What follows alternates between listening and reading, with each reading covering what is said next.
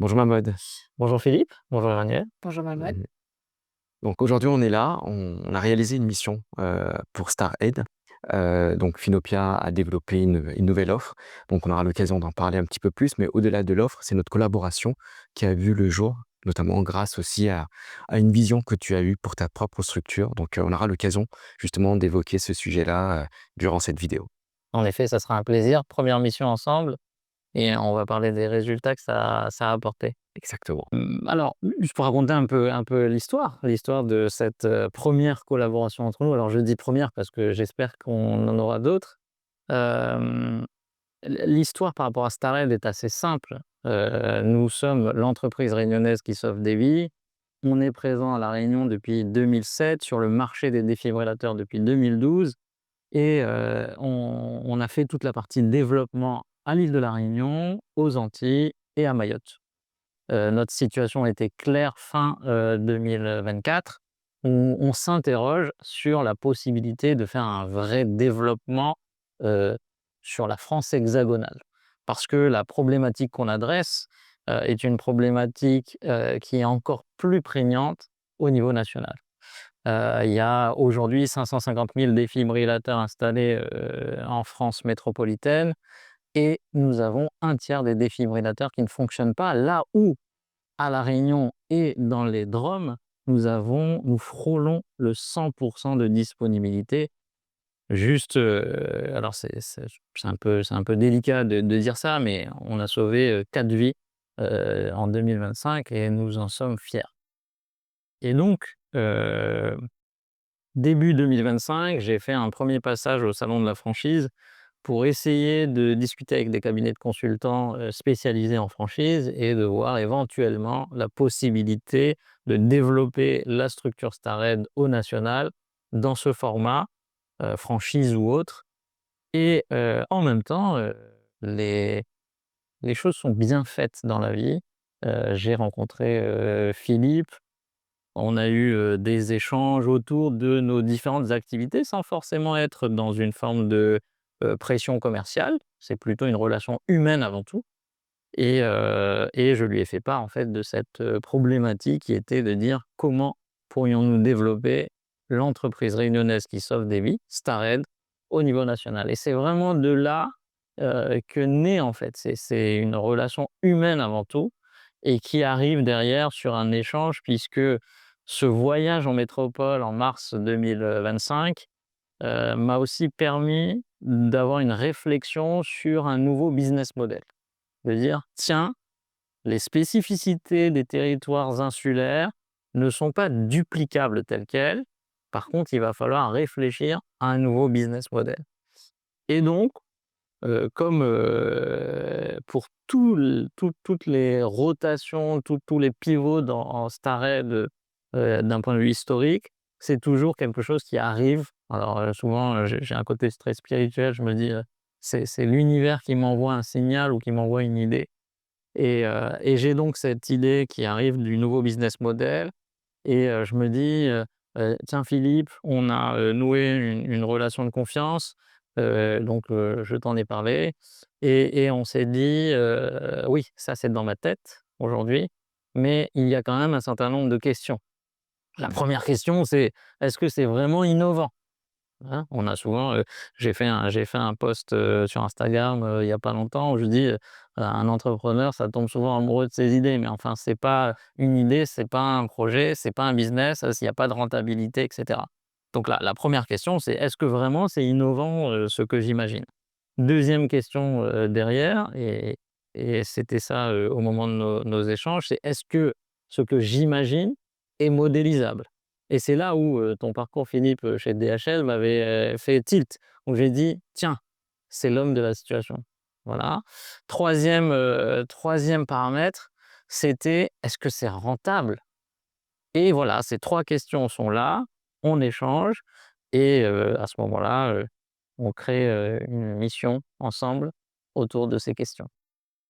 Donc pour accompagner ma mode, dans son projet de développement, en France hexagonale, Finopia avait développé justement une nouvelle offre, croissance rentabilité, justement pour accompagner tous ces projets de développement, que ce soit au national ou à l'international. Donc on a été présent, je pense, aux prémices du projet. On a réalisé l'analyse de marché, on a travaillé sur les volumes, la tarification cible, on a modélisé les coûts. L'idée, c'était vraiment de conceptualiser le projet CAP 2030, comme tu C'est l'appelles. même challenger. Moi, je dirais, tu as challengé, alors Philippe, voilà, c'est plutôt Emmanuel qui s'était occupé de nous, tu l'as challengé et ça, c'était très important pour nous. Alors oui, je l'ai challengé parce que, je suis allée à la rencontre de tes équipes, à La Réunion. J'ai découvert tous tes process, les outils que vous utilisiez et l'idée, c'était vraiment de refondre le business model, le penser autrement, le recréer pour qu'il soit totalement transposable en France hexagonale avec un système complètement innovant, avec une plateforme centralisée et digitalisée et des process qui étaient, complètement différents de ce que vous faisiez aujourd'hui à La Réunion. Donc Alors par l'idée. contre, tu as quand même respecté l'ADN parce que c'est quand même important. C'est quoi Stared? Quel est l'objectif de Stared? La mission qu'on se donne, qui est très claire. On est là pour sauver des vies et donc ça passe donc il y a un triptyque magique, hein, que maintenant, pratiquement, tous nos clients et tous les gens qui nous suivent, le savent, c'est, matériel, formation, maintenance. Je pense que ça tu l'as bien intégré, mais tout ça a un seul but. Il y a en France métropolitaine 550 000 défibrillateurs et tu nous l'as confirmé dans l'étude, croissance et rentabilité que tu nous as rendue, et il y a 165 000 défibrillateurs qui ne fonctionnent pas. Et nous, notre objectif, il est très clair, c'est que en France métropolitaine, en France hexagonale, nous arrivions au plus bas niveau en termes de taux. Il faut que la disponibilité soit au plus haut niveau. Il faut donc un taux très faible de défaillance et donc un suivi optimal.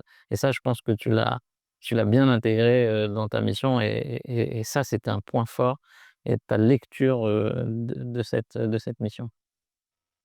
Oui, en effet, l'ADN de Starrett, c'est de sauver des vies et de garantir, un matériel, conforme, t aux clients, à vos clients, tout en le déchargeant, on va dire, de la gestion du cycle de vie du défibrillateur. Maintenant, dans cette offre croissance et rentabilité, l'idée était de savoir, quels sont les volumes que vous allez pouvoir aller chercher demain? À quel tarif vous positionnez par rapport à une analyse de marché, concurrentielle, qui a été réalisée, sur le territoire que vous visiez? Et de modéliser, la structure de coût, finalement, de votre, nouveau business model. L'objectif de l'étude, c'était clairement de vérifier, pour vous, que votre projet, soit viable, et rentable, à horizon, 2 ans, 3 ans. Et l'objectif de l'étude, c'était justement de vous fournir un business plan, bien structuré et un plan de financement prévisionnel en prenant, en considération, cette nouvelle organisation que vous voulez mettre en place avec, cette plateforme, centralisée et digitalisée. On est allé même un peu plus loin, puisqu'on vous a même accompagné dans la recherche de prestataires logistiques parce que c'est un peu la clé de ce nouveau business model demain. Et ça a permis un peu de dessiner différents scénarios, on va dire, pour votre, implantation, dans les années à venir et j'espère que ce projet sera un véritable succès. Merci, Emmanuel et je pense qu'on partage, cette ambition, cette envie, de succès tant, pour, Stared, pour La Réunion, parce que ça serait quand même quelque chose, d'important, alors je dirais pas exceptionnel, il y a eu des entrepreneurs avant moi qui ont réussi, au national, mais, ça serait quand même quelque chose, de formidable, et je suis confiant que cette idée qui était dans ma tête est aujourd'hui matérialisée dans un dossier que vous nous avez remis, qui d'ailleurs, pour nos spectateurs, quelque chose, de finançable par un système. On a utilisé en fait, le Diag Axe Innovation de BPI et on peut en fait, s'appuyer sur des dispositifs de cofinancement, pour accéder à cette offre, croissance et rentabilité, de Finopia. Et aujourd'hui, moi, je ne peux que, vous féliciter, nous féliciter parce que c'est un travail quand même, commun. Commun? Ce n'est pas, possible de le réaliser d'un côté ou de l'autre seul.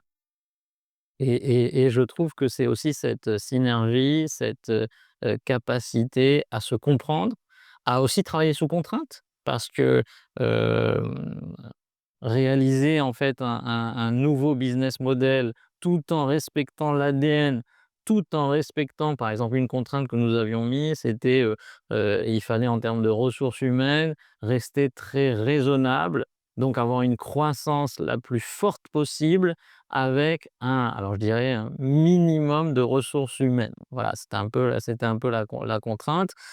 C'était aussi d'éviter de créer des agences partout, enfin, voilà, vraiment faire du nouveau business model, un modèle qui soit, au-delà de la notion de duplicable, mais en tout cas qui soit un modèle de véritable croissance. Bon, comme tu sais, Mahmoud, nous depuis 5 ans qu'on accompagne des TPE-PME sur l'île de la Réunion, à Mayotte. On a aussi ouvert une entité, en métropole depuis maintenant quelques mois. Donc j'ai une équipe de 3 personnes qui opèrent, de Paris, directement. Donc du coup, nous aussi, on a fait cet effort d'aller au-delà, de sortir un peu des frontières réunionnaises. Je pense que tous les entrepreneurs, c'est un peu le rêve. C'est un peu cette volonté de vouloir scaler, de vouloir grandir, et nous, on a fait cet effort, et tu t'es aussi inscrit dans la même dynamique. Donc c'est la raison pour laquelle aussi, ton discours, en tout cas, a résonné dans mon esprit, et du coup, ça a été vraiment le vrai dossier pilote pour nous autour de la croissance rentabilité, et d'autant plus qu'il y avait des dispositifs il y a des dispositifs qui existent aujourd'hui, qui permettent en fait justement à des entrepreneurs, à des dirigeants d'entreprise, de ne pas avoir peur et d'aller au-delà de ce qu'ils sont en train de réaliser aujourd'hui. Déjà, il faut faire preuve de résilience quand on est entrepreneur et dirigeant à La Réunion. On est dans un territoire insulaire avec une économie qui est quand même assez fragile. Et donc du coup, le fait de se diversifier en allant au-delà des frontières, c'est vraiment une vraie prise de risque, mais il y a des dispositifs qui existent aussi. C'est comme ça que finalement on a réussi aussi à travailler ma mode. Clairement, heu, au départ et au début de nos échanges, il y a aussi la question centrale du coût. Qu'est-ce que ça va nous coûter? Alors moi, je dis toujours, un entrepreneur, c'est aussi quelqu'un qui doit être capable de prendre des risques, tout en prenant des risques, mesurés. Mais prendre des risques, c'est essentiel. Et là, pour le coup, on a eu de la chance puisqu'on s'est inscrit dans un dispositif, particulier qui est le BPI Diag Axe Innovation. On peut, prendre un risque, qui est tout à fait mesuré. Ça reste une enveloppe, intéressante et ça permet vraiment, vraiment d'aller au bout, d'une mission de ce type-là. Et moi, clairement, ce que j'ai vu, c'était, une idée dans la tête et aujourd'hui matérialisée, voire même on l'a déposée à l'INPI et on a même, donc, rendu la copie, à BPI qui a, accusé réception et qui nous a dit: «OK». Donc, ça prouve, qu'il existe effectivement des dispositifs. Maintenant, la lisibilité sur le territoire est toujours, très complexe, mais on y travaille au travers, d'autres, structures. Néanmoins, un entrepreneur qui a envie, va toujours trouver une solution. Alors moi je souhaite saluer aussi l'expertise de tous mes consultants. Donc aujourd'hui, hem, pour ceux qui ne connaissent pas Finopia, effectivement, on a 3 axes, donc la finance, la logistique et aussi, toute la partie croissance et rentabilité. Donc et notre objectif finalement, c'est quoi? C'est d'aider les TPE-PME à mieux se structurer, à mieux s'organiser pour qu'elles deviennent plus robustes et pour qu'elles puissent participer encore plus à l'économie locale, de réunionnaise. En tout cas, la vision de ma mode, moi, m'a interpellé immédiatement.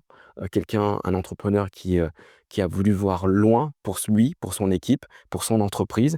Notre expertise internationale aussi, parce que nos consultants ont tous une expertise internationale, viennent, et ont pu prendre justement la mission, comment dirais-je? À bras le corps, et répondre de manière très positive, et donner des livrables qui peuvent être, un vrai catalyseur demain dans la croissance et dans la scalabilité de Starrett. Donc aujourd'hui, pour moi et pour Finopia, c'est une vraie fierté d'avoir pu honorer, cette mission.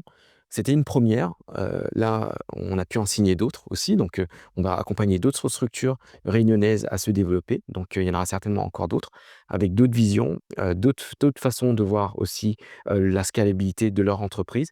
En tout cas, on saura répondre présent, et moi, je voulais te remercier, Mahmoud, du fond du cœur. Alors déjà, on était potes à Bon, fond, on l'est devenu encore plus. clairement. Bon, il nous manque encore Bon, ça, c'est clair. Moi, ce que j'ai aussi apprécié, c'est aussi ce langage de vérité.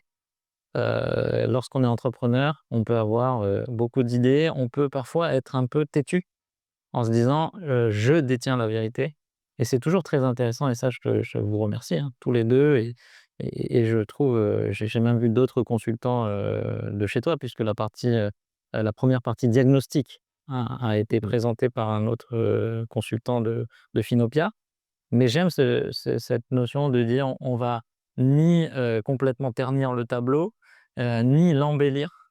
On va être juste, et on va, donner une forme de photographie réelle en disant: «Voilà les forces, voilà les faiblesses, voilà les opportunités, les menaces». C'est assez connu, comme méthodologie, mais souvent on a tendance à, parfois, embellir un peu le tableau parce qu'on se dit: «Ah tiens, c'est mon client, et je vais essayer d'aller dans son sens». Non, et ça, j'ai été, très heureux de ça, parce que ça nous a aussi permis de prendre un certain nombre de décisions. On est d'ailleurs en discussion sur, d'autres missions, type analytique, et cetera. Et voilà, tout ça, ça nous emmène aussi, c'est une forme de remise en question, et ça, pour ça, je vous remercie, parce que j'ai déjà eu affaire à d'autres missions ou à d'autres, types de consulting où la réponse est parfois orientée et non pas, globalement neutre. Donc ça, pour moi, c'est très important, et c'est ça qui permet en fait, de progresser, et c'est ça aussi, moi je dis cap 2030. D'ailleurs, grâce à vous, on a pu fixer un seuil, un chiffre, qui est très clair, hein, c'est 60 000 défibrillateurs sous gestion en 2030. C'est l'objectif, affiché par, Starred. C'est exactement ce que j'ai annoncé, dans toutes les interviews et les médias, auxquels j'ai parlé de CAP 2030, et je suis content. Je suis content de cette mission, que vous avez réalisée pour nous. Content d'avoir travaillé avec vous, et j'espère sincèrement qu'on pourra, poursuivre notre collaboration. J'espère aussi, que vous pourrez, vous appuyer sur, cette première mission, pilote, Starred, pour en faire d'autres, parce que je suis convaincu effectivement que la Réunion regorge de talents, regorge de projets, mais on a besoin de encore continuer à structurer, le territoire, structurer ce tissu de TPE-PME, et c'est des structures comme la vôtre, qui sont, nécessaires pour cela. Donc, voilà, c'est un grand merci, de notre côté, et puis on sera fiers de partager avec vous les différentes étapes, les différentes réussites, de Starred. Déjà, nous sommes, dans ce qu'on appelle, on avait évoqué ça, hein, nous entrons en 2026 dans l'année buffer. C'est l'année où on constitue un petit peu la dream team, c'est-à-dire qu'on va regarder, ce qu'il y a comme ressources humaines disponibles chez nous et Mmh. quels sont les recrutements. On a eu notre nouveau directeur d'exploitation qui est arrivé, récemment. On est en train de, retravailler les process selon, vos recommandations. On va rentrer en discussion avec, les partenaires. Enfin, il y a tout ça qui va s'opérer. L'espoir, en tout cas, et il faut toujours avoir une timeline, Mmh. on espère d'ici la rentrée, au national en septembre 2026, lancer la partie communication pour, commencer à réaliser les 1ers track records, les premiers chiffres d'affaires, au plus tard début 2027. Voilà un petit peu le plan, et ce plan, c'est ensemble qu'on l'a construit. Écoute Mahmoud, je tiens à te remercier pour cette, collaboration, ainsi que Frédéric et toutes les équipes avec lesquelles j'ai eu la chance de travailler. Et nous, tu peux Bah, les citer, je voilà. crois que Oui, tu as eu pas mal oui, d'entretiens avec tout beaucoup le monde. d'entretiens. Ça a été un projet très structurant pour nous, comme tu l'as compris, et j'espère vraiment que ce projet va pouvoir se concrétiser pour vous, avant 2030, je serai ravie, en fait, de participer à la suite de ce projet avec vous et de vous accompagner dans le déploiement, de Starred, en France hexagonale. Merci beaucoup Mahmoud pour cet entretien. Merci beaucoup Emmanuel. Emmanuel, une première, hein, aujourd'hui. Tout à fait, et merci à vous et à très vite.